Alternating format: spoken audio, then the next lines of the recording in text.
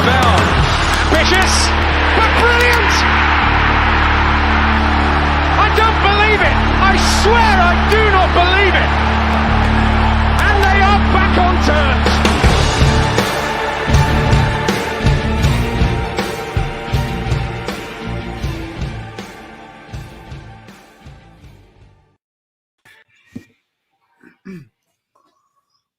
Hello.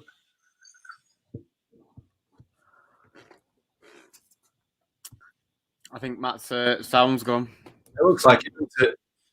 Just me and thee then. Looks like me and you, Ben. Are you going to introduce it? And is it gone? If we're going, boys. Matt, your sound's gone.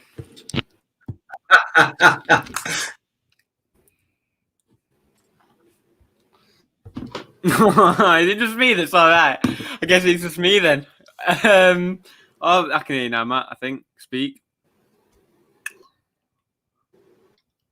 I guess it's just me. We'll be doing the preview for Swansea game. Guess it's just me speaking now.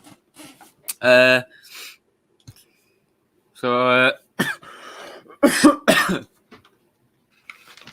you hear me, Matt? So no changes. What does everyone think about no changes? The Ben show. What does everyone think about no changes? No changes at all. What does everyone think about that? Obviously, Chio and Miss have done a video on that. It's not good. It is what it is, doing it.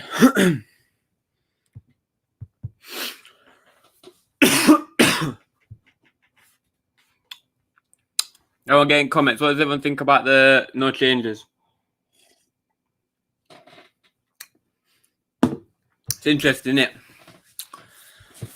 I ain't actually seen Swansea's team. Be interested to see what team they put out.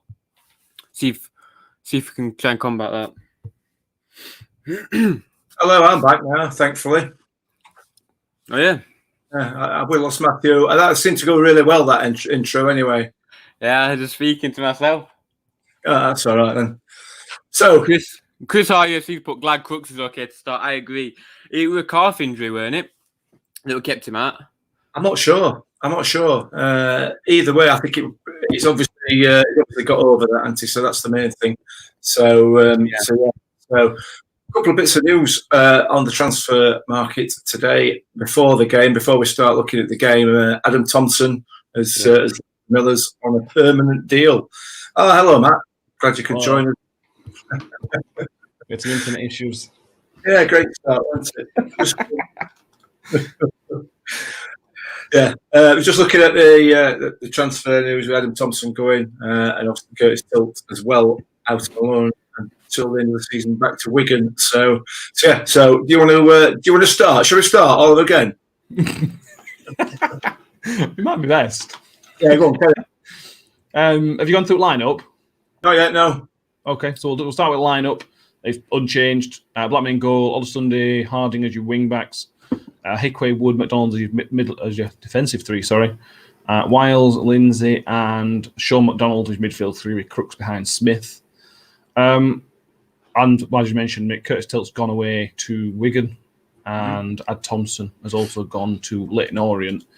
First on Ad Thompson for me is for League Two. That's a fantastic signing for Leyton Orient. He was really good for us last year, for the most part, wasn't he? Yeah, good for Leyton Orient. It's good for Tomo as well. It's been quite sad to see him sort of bench warming all season, isn't it? But yeah, I mean, it's a good move for him, and hopefully it's an indication that we're going to be bringing some more players in as well, which would be nice. Yeah, but we'll see on that one. So yeah. On Tilt, Ben, it's a bit more of I don't really know. Is he gone there for some game time and then he'll potentially come back? Is that the last we're going to see of him? I don't know what the point. Think, really.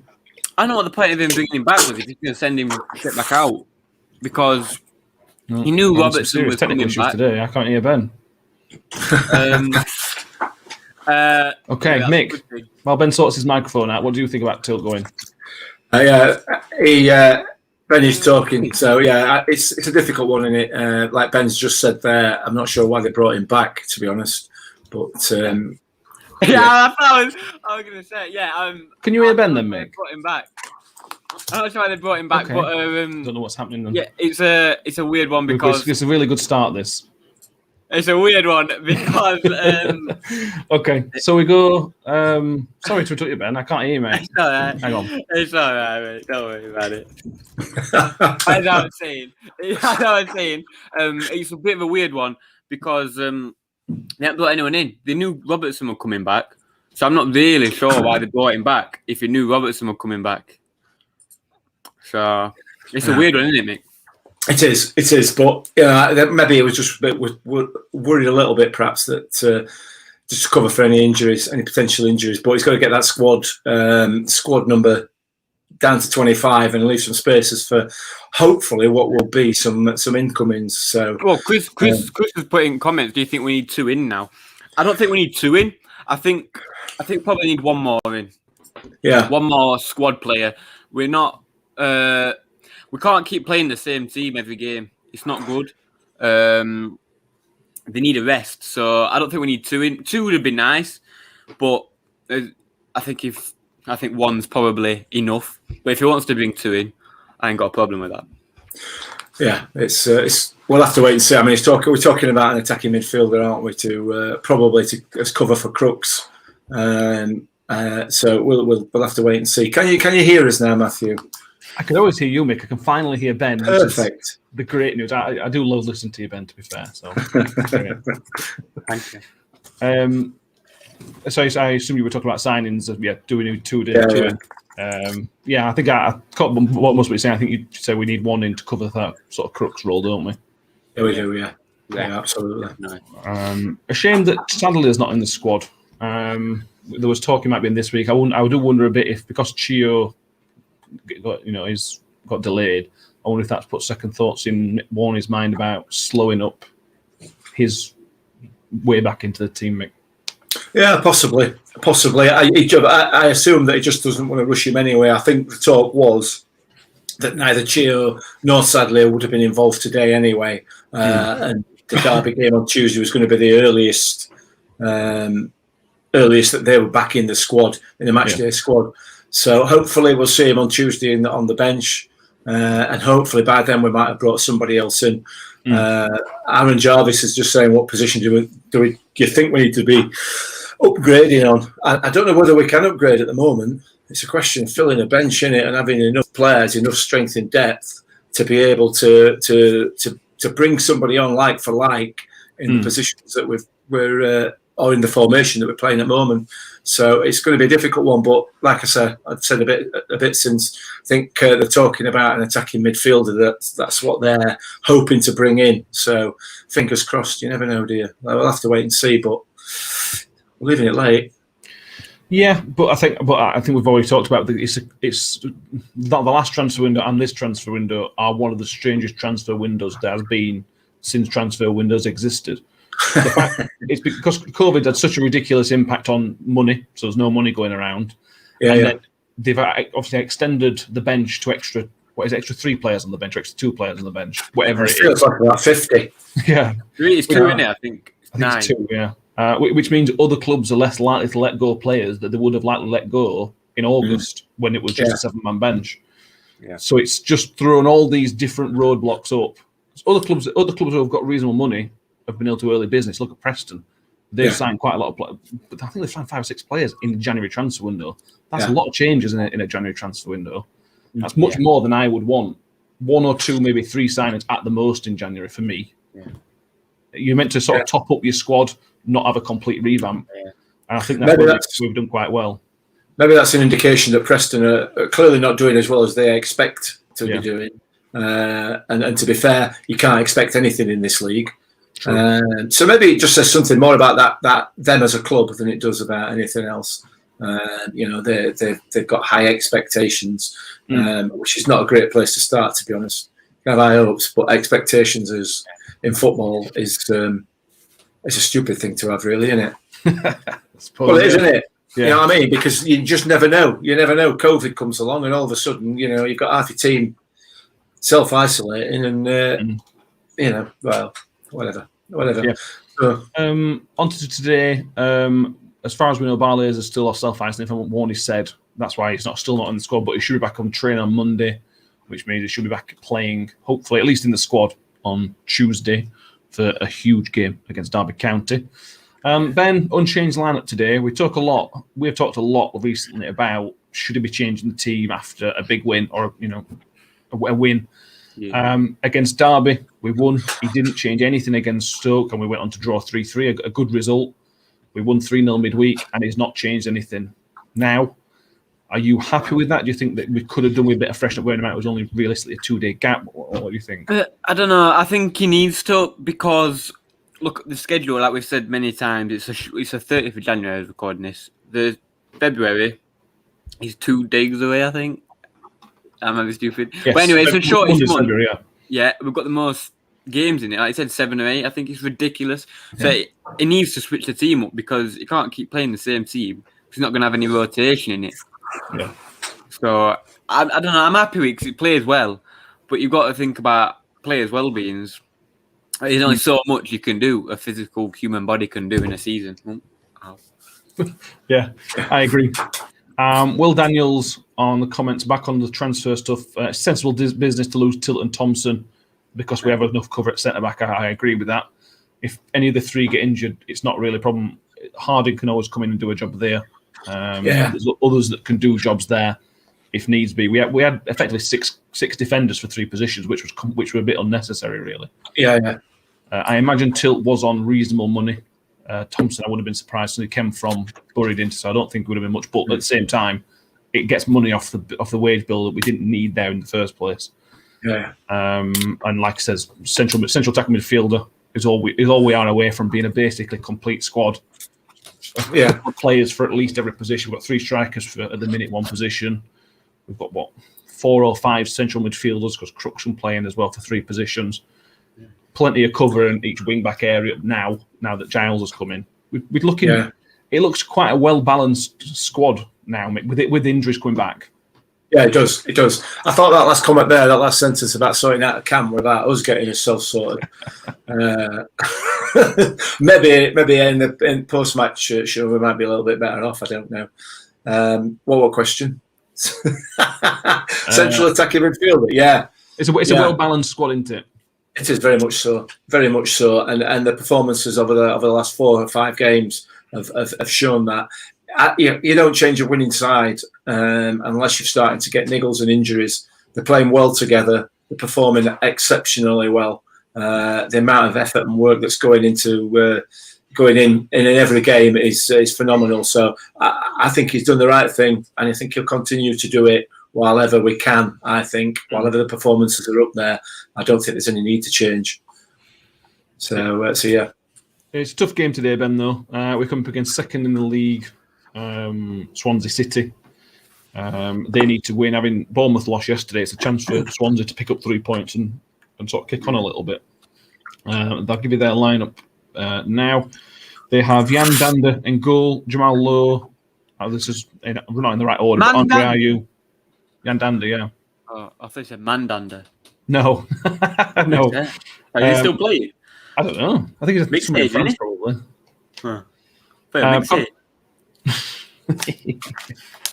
Andre Ayew, Connor Roberts, Matt Grimes, Freddie Woodman, Conor Hourihane, former Barnsley Conor Hourihane, Jake Bidwell, Ben Cabango, Ryan Bennett, and Mark Guewy, I think.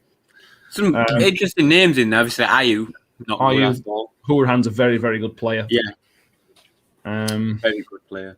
Tough. He's the man to watch, isn't he, Hourihane?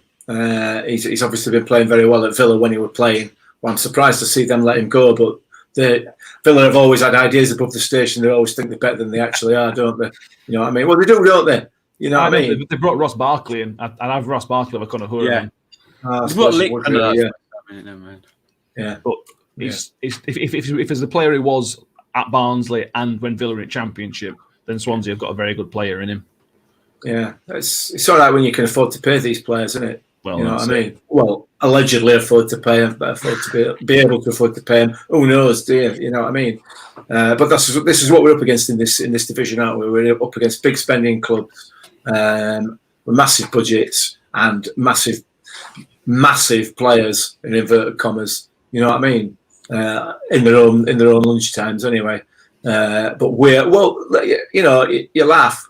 The last 4 or 5 games, we put these people back in the boxes, haven't we? You know what I mean? Because they ain't any better than what we've got. And that is a fact. They aren't any better. Well, not in my view anyway. So we're going to give them a game today. They are going to know they've been in a game. We should have got a point out of there, that away game. And that should be firing the players up. They should be really, really wanting to get something out of this because of that absolute debacle down at Liberty Stadium. It was a debacle. It was a joke. So, hopefully they'll be up for it. Yeah, I agree. Carl Towers has just joined us. Hello. Hello, Carl. Sorry, on board. This division shows you, we smashed Middlesbrough, and I think smash is the right word. We basically battered them, and they're looking like they're going to get a 0-0 draw away at top of the league, Norwich. Yeah. 2 days later. It's a crazy league, Ben. So although we are saying we've reeled off their team lineup, said the second in league, there's absolutely nothing to say that we can't go get a win today, is there? No, they were awful. I said last time they were one of the worst teams I've seen all season. They were awful. They got cheated us out a win, 2 points. 2 points. A point. No, 1 point. Yeah. 1 point. They cheated us out a point for second year running. I think it was 3rd year running. They were awful. The only 2 players I'm worried for is Ayew, because he's got something in him, and Hurahan, like you said. I think we can win it easily. I don't think we'll lose. I don't think there's no doubt we'll lose. That might come back to haunt me in post-match. I'm in my table. But no, I don't think we'll lose. I think we'll win. Okay, well, in that case, Ben, you can give us your prediction then, please. 2-1. Are you sure?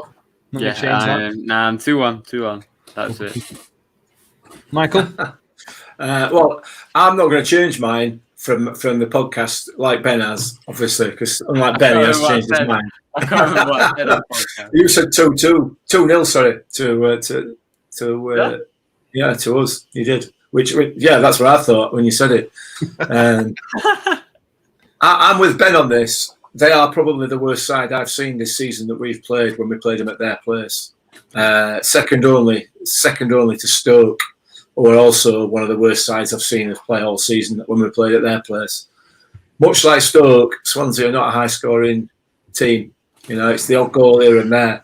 They beat us by the odd goal at their place. So much, again, like Stoke, I said we're going to be 1-1 and 0-0. I'm going for 3-3 today. A fantastic game. End-to-end stuff. Quality all over pitch. Chance after chance for both sides. Because it just goes against everything that these teams, that certainly Swansea have shown so far. So it's what Stoke did to us. So you never know. Maybe this time Crooksy will score a couple of the other chances that he missed against Stoke, and it'll be 5-3. So that means there's a 0-0 incoming then, yeah. I settle for that and all, mate. To be honest. Yeah, I would be fair. Yeah, I think it's going to be a close game. Like I said, they've not scored more than 2 all season. And with the way that we've defended in the Middlesbrough game and the Derby game, I think it would be unlikely to say we're going to concede 3 again. Hopefully. Although they are an excellent team. I'm going to go 1-1. I think there is going to be a couple of goals, but not much in it. I hope. I think a point would be a very good result at the end of the day. But yeah, it's a championship. Literally anything could happen. Yeah, absolutely. We'll goes on again. Swansea is a tough ask, a very expensive side who are volatile over the pitch and defensively very, very good, which, as we've mentioned, they don't score many, but they don't concede many. Like he mentions there, they're on course to break championship clean sheets record. And there's been some good teams in the championship. I was going to say, yeah, it's not hard when you've got 3 keepers, is it? Yes, it's a fair comment, Ben. It's a good call, that. Yeah. I hopefully playing 90 minutes against a very fit Brentford side midweek, and the challenges going from London to Swansea, back to Swansea to Rotherham, will help us as well. He's absolutely right. Stay in the game for 70 odd minutes, and we can nick something to end.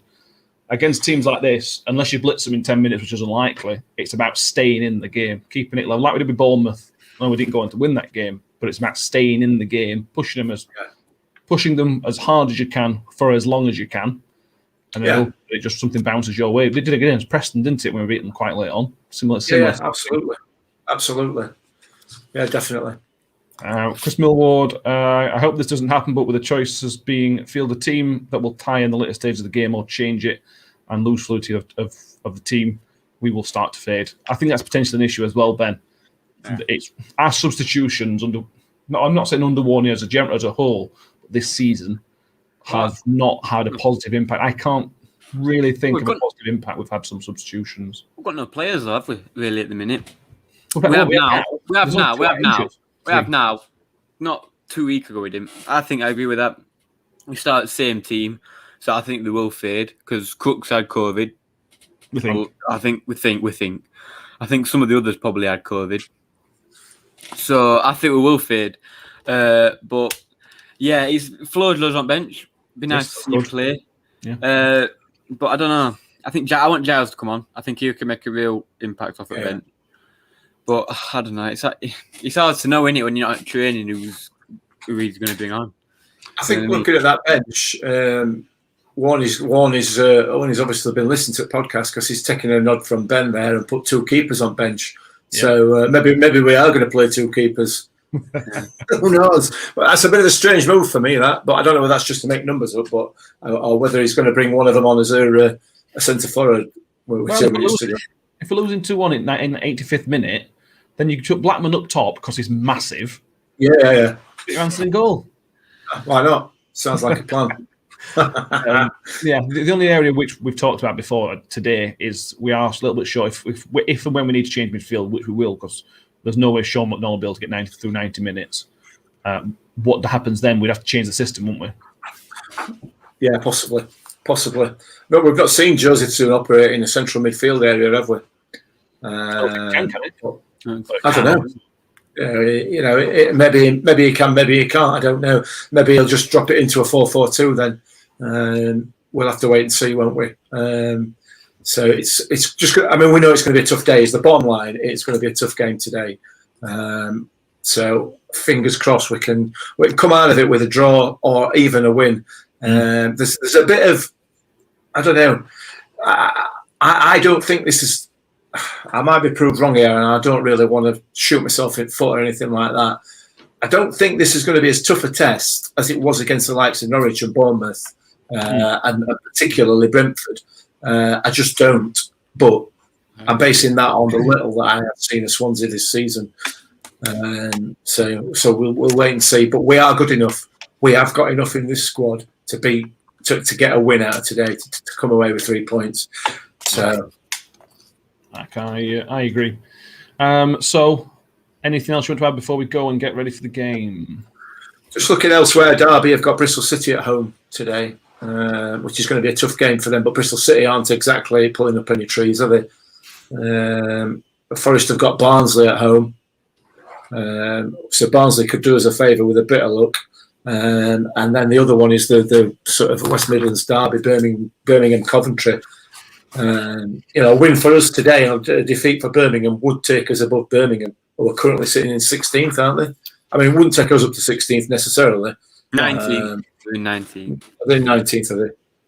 Yeah, apologies, 19th. So yeah, I mean, a win today would be as big a result as Tuesday, wouldn't it? Wednesday. Bigger, yeah. Would, yeah, I agree. And it follow up. Like we mention this every time we win. We need to start following it up. If we can follow it with the win, it's fantastic. But we'll mention it now. I'm sure we'll mention it after game, win, lose or draw. It's a tough game, this one. The thing is, a win here as well. They'll push Wednesday down even further. We'll be a level on points with them, and 7 points in front. Level on games with them, and 7 points in front. Yeah. So, and it'll push them really down because it'll mean they're 6 points off safety. So. Yeah, absolutely. Is that the Sheffield Wednesday who haven't paid the players again?